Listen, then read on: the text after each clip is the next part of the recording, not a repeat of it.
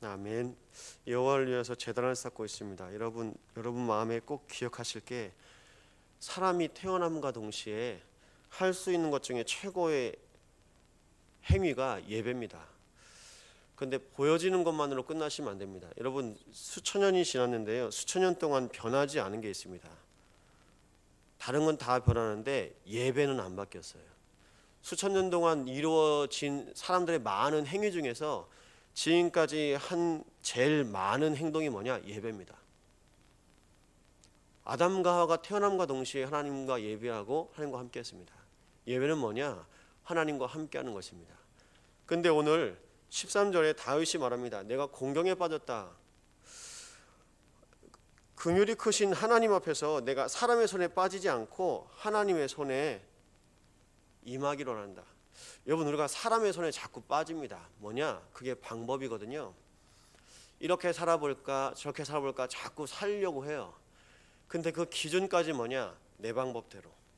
여러분 예배는 하나님 앞에서 하나님이 나를 부르시는 방법입니다. 반대로요. 내가 하나님께 나아갈 수 있는 것이요. 그럼 어떤 길로 가야 될까요? 하나님께서 나를 부르시는 그 길이 바로 예배입니다. 근데 어느 순간부터 예배를 내 방법대로 내 마음대로 합니다. 하나님은 순간순간마다 모든 사람들의 현장에서 함께 하실 수 있는 능력이 있으십니다. 여러분 지금까지 여러분의 인생에 예배를 하셨고 앞으로도 수많은 예배를 할 겁니다. 그 예배 가운데서 오늘 승리하시기 바랍니다. 눈에 보여지는 예배가 아니라 하나님은 나를 찾으시고 나에게 말씀하세요.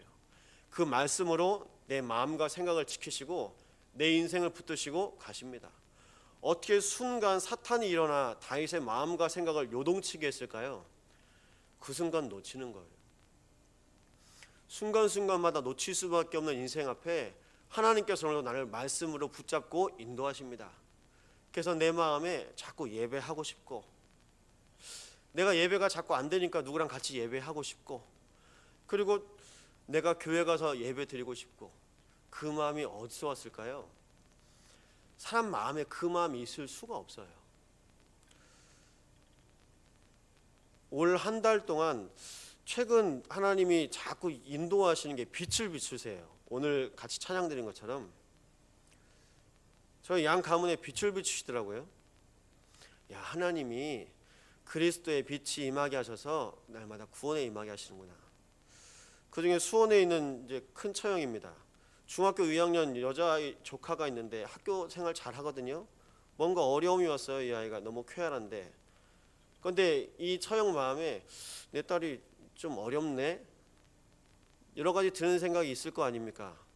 그래 병원도 한번 가보고 상담도 한번 받아보고 나중에 누구한테 갈 생각까지 하냐? 무당한테 가서 물어볼 생각까지 합니다. 그러던 차에 이제 사역자가 연결돼서 이제 계속 교회가 돼서 이제 말씀 잘 받고 있죠. 뭐 친구들과의 별 어려움도 그냥 별 어려움 없이 지나가면서 말씀 받고 그래서 이번 주에 이제 그 수원 동복교회 이제 부목사님하고 만났는데 아이가 너무 잘 큰다는 거예요. 화요 집회를 갔는데 저희 어머니가 먼저 가 계셔가지고 자리를 잡고 있다고 빨리 오래요. 이런 생각은 한 번도 안 해봤거든요. 하나님은 우리도 모르게 우리의 현장을 자꾸 바꿔가시는데요. 말씀이 임한다는 것 자체가 뭐냐? 하나님의 말씀이 임하셔서 나를 비추시고 나를 살리는데 내가 생각했던 것 이상으로. 여러분 교회를 하나님께서 인도해 가십니다. 이 교회를 통해서 하나님께서 자꾸 말씀으로 빛을 비추시니까 하나님이 자꾸 인도하세요. 여러분이 내 마음이 어둡다? 내가 우리 집은 왜 이럴까? 내가 있는 직장이 어려움이 있네? 그때 여러분이 선택하고 여러분이 생각할 수 있는 그 최고의 것은 뭡니까? 불신자들은요 대번에 바로 무당 불러가지고 푸닥거려 합니다. 잘 되려고 막 하는 거예요. 그럼 여러분 우리는 잘 되려고 예배하고 있지 않습니까? 다윗이 골리앗 앞에 섰습니다. 어떻게 섰냐? 아버지 심부름을 통해서 군인인 형들한테 면회 갔다가 전쟁을 안 하는 거예요. 전쟁을 할 수 없는 상황에 이르렀습니다. 골리앗이란 사람이 블레셋 족속 가드 지방에 있는 큰 거인인데 나와 싸울 자가 있냐? 나와 1대1로 싸우자 하는데 왕도 그렇고 이스라엘 군인도 그렇고 40일 동안 얼어 있어요. 그것을 들은 다윗이 너는 칼과 단창으로 나오지만 네가 모욕하는 하나님 만군의 여호와 하나님의 이름으로 내가 나왔다. 그러면서 골리앗 앞에 섭니다. 그래서 여러분이 잘 아시는 것처럼 그 물맷돌 돌멩이 던지면서 골리앗을 무너뜨립니다. 여러분 이스라엘에 어떻게 소문이 났을까요? 야, 목동이었던 다윗이라는 아이가 있는데 물맷돌로 골리앗을 죽였대. 그때부터 다 뭐 할까요? 물맷돌 돌려요. 다. 골리앗 죽이는 방법이 물맷돌이 아닙니다. 뭘까요? 만군의 하나님 여호와의 이름. 그걸 들은 사람이 없어요. 근데 눈앞에서 본 게 야, 저 큰 거인을 어떻게 쓰러뜨렸을까? 물맷돌이요. 안 그랬을까요? 여러분 상상해 보십시오. 그 이후부터 물맷돌 돌리는 방법, 물맷돌을 어떻게 돌릴까? 다 물맷돌 가르치고 있어요. 그걸 보고 기술이라고 합니다. 여러분 예배는 기술이 될 수 없어요. 뭐 오케스트라도 있어야 되고 뭐도 있어야 되고 뭐도 있어야 되고 아니요. 여러분 놓치시면 안 돼요. 누가 예배하느냐가 중요합니다. 골리앗 앞에 누가 섰습니까? 다윗이요. 그 다윗이 순간 예배를 놓친 거예요. 하나님을 찬양하고 하나님과 임마누엘하고 하나님과 함께하는 그 다윗이 순간 하나님을 놓치니까 예배를 놓치니까요. 순간 어떻게 해요? 남들과 똑같은 생각, 다른 왕들과 똑같은 생각. 그래, 우리 이스라엘이 강국이지. 저희 아버지가 저한테 주보를 한번 달라고 하시더라고요. 제가 주보를 안 드렸어요. 왜 왜 보고 싶다고 하는지 아세요? 주보에 보면요, 교회 사람이 대충 몇 명인지 이름이 나오거든요. 저희 아버지가 그렇게 교회 다니셨어요. 여러분 몇 명이나가 중요한 게 아닙니다. 이 자리에 하나님과 함께하는 예배 비밀 누리는 그 한 분만 있으면 교회는 삽니다. 가정도 살고요, 직장도 삽니다. 근데 그렇게 안 봐요. 오늘도 내 눈에서 뭐가 보여야 돼요. 그게 뭐냐? 나를 인도하시는 하나님. 그러니 사울왕 앞에서도 사울왕의 칼, 야 이건 왕의 칼이야, 왕의 갑옷이야 주는데도 안 받아요. 맞지도 않고 내 옷에, 내 몸에 맞지도 않고. 하나님이 양들과 밤에 있을 때에도 그 수많은 맹수들에게서도 나를 지켜줬습니다. 근데 나를 지켜준 게 이 물맷돌이 아니었단 말이에요. 하나님이 나와 함께 하심으로 내가 오늘까지 보호받고 은혜받고 매일매일 승리하였습니다. 그 예배의 승리자의 고백을 했던 다윗이 순간 무너집니다. 여러분 세상이 그렇게 만만한 현장이 아니거든요. 순간 무너져요. 우리가 오늘도 이렇게 은혜받고 성령 충만한 상태에서 밖에 가지만요, 가다가 나보다 좋은 차 보이고 나보다 좋아 보이는 사람 보이면 또 내가 속기 쉬워요. 여러분 그 사람 마음은 이미 병들어 있습니다. 영이 죽어 있는데요, 내 영의 축복을 주신 하나님의 말씀을 순간순간 놓치면 나도 남들과 마찬가지로 남들이 입고 있는 것, 갖고 있는 그 껍데기로 부러워하고 또 똑같이 그거 가지려고 따라다니면서 삽니다. 그것 앞에서 하나님께서 오늘 나를 또 붙잡아 주시는 거예요. 뭐 하고요? 다 멈추고. 감사하죠. 감사한 일입니다. 오늘 내가 멈출 수 있고 하나님 앞에서 예배할 수 있다, 이거보다 더 큰 은혜는 없습니다. 여러분 오늘 또 장례 예배로 갑니다. 여쭤봤어요 제가. 근데 연세가 90 넘으신 노모가 돌아가셨는데 그래도 감사한 일인데, 안타깝지만 이렇게 복음이 전달되지는 않았지만 이 가문에 그래도 예배할 수 있는 분위기가 될 수 있어서 목사님께서 한번 예배 다녀오라고. 그래서 오늘 예배 갑니다.